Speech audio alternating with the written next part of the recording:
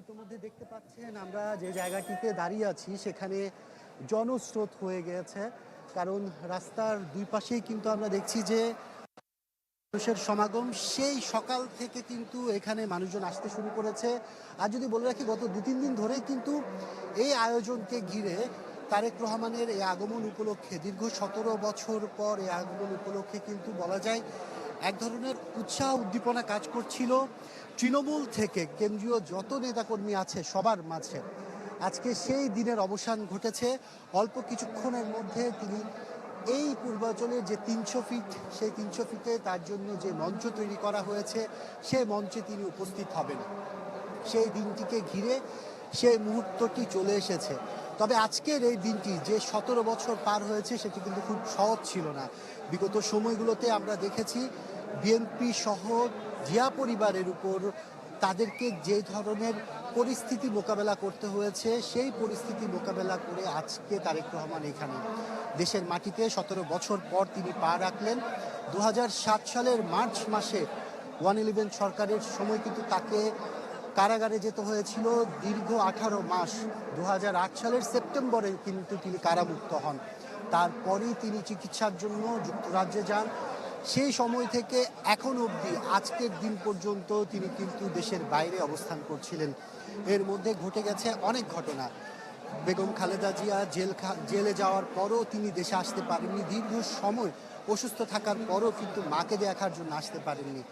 অবশেষে জুলাই অভ্যুত্থানের পরবর্তী সময়ে যে নতুন বাংলাদেশ, সেই নতুন বাংলাদেশে আসলে বিএনপির যে অবস্থান ছিল, সেই অবস্থান থেকে বিএনপির নেতাকর্মী থেকে শুরু করে প্রত্যেকে নতুনভাবে নিজেদেরকে চাঙ্গা করার একটি সুযোগ পেয়েছিলেন।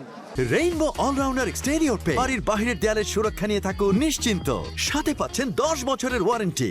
তবে 2018 সালে যখন তিনি ভারপ্রাপ্ত চেয়ারম্যানের দায়িত্ব পান তারেক রহমান, তখন থেকে তিনি তার দায়িত্বভার কিন্তু আরও অন্যভাবে চালানোর চেষ্টা করেছিল। দেশে আসতে না পারলেও আমরা দেখেছি তিনি তৃণমূলের প্রত্যেকটি নেতাকর্মীর সাথে যোগাযোগ রাখার চেষ্টা করেছেন, দিক নির্দেশনা দেওয়ার চেষ্টা করেছেন। তার সেই দিক নির্দেশনা মেনেই কিন্তু আজকের এই বিএনপি এই জায়গাটিতে আসতে পেরেছে। দলীয়ভাবে বিএনপির যে প্রস্তুতি ছিল সেই প্রস্তুতি আমরা দেখেছি। আর এখন যা আমরা দেখছি চোখের সামনে, আমাদের সামনে যে বিশাল দুটি সড়ক রয়েছে, প্রত্যেকটি সড়কেই কিন্তু জনসমাগম দেখা যাচ্ছে, যেখানে মানুষের একটি বিশাল স্রোত কিন্তু বলা যায় দেখার মতো।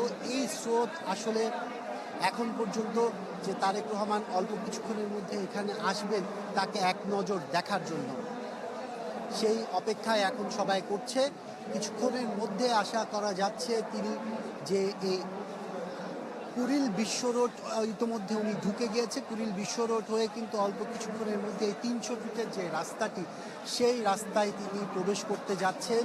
এরপরেই তিনি তার যে মঞ্চ, সেই মঞ্চে কিন্তু তিনি যাবেন, যেখানে সামনেও লাখ লাখ তার কর্মী সমর্থক থেকে শুরু করে বিএনপির বিভিন্ন নেতাকর্মীরা, বিভিন্ন পর্যায়ের নেতাকর্মীরা যারা গত কয়েকদিন ধরে দেশের বিভিন্ন স্থান থেকে আজকের এই দিনটির জন্য এখানে উপস্থিত হয়েছেন।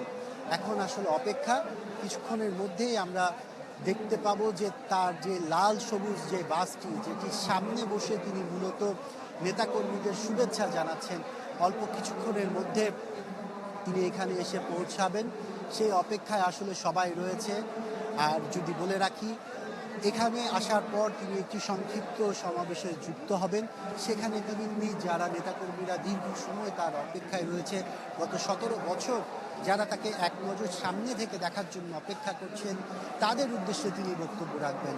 এমনও অনেকের সাথে আমরা কথা বলেছি যারা নতুন ভোটার হয়েছে, জন্মের পর থেকে কখনো তারেক রহমানকে তারা সামনাসামনি দেখেনি, তবে এখন এইবার তারা ভোটার হয়েছে। সেই হিসাব করে বলা যায় যে 17-18 বছরের যে একটি ব্যবধান, সেটি কিন্তু তরুণ সমাজের মধ্যেও এক ধরনের উৎসাহ উদ্দীপনা যোগাবে। এখন আসলে দেখার বিষয়, সামনে নির্বাচন, সেই নির্বাচনকে কেন্দ্র করে মানুষের মধ্যে তুমুল আগ্রহ রয়েছে। বিএনপি দলীয়ভাবে মনে করছে যে এখন তারেক রহমানের এই আগমনের মধ্য দিয়ে তাদের যে দলীয় কার্যক্রম, সেই কার্যক্রম আরও গতি পাবে। সামনের নির্বাচনে নিজেদের প্রচারণার ক্ষেত্রে, দলীয় প্রচারের ক্ষেত্রে, ধানের শীষে প্রচারের ক্ষেত্রে তারা সর্বোচ্চ করার যে প্রচেষ্টা, সেই প্রচেষ্টা আরও বেগবান হবে বলেও তারা মনে করছেন। আমরা এখন দেখতে পাচ্ছি আসলে যে তারেক রহমান যে সড়কটি দিয়ে আসবেন সেখানে আসলে তিল ধারণের ঠাঁই নেই, তবে তাকে যেই ধরনের নিরাপত্তা দিয়ে আনা হচ্ছে সেই নিরাপত্তার খাতিরে বলা যায় যে এখানে যে মানুষজন আছে তাদের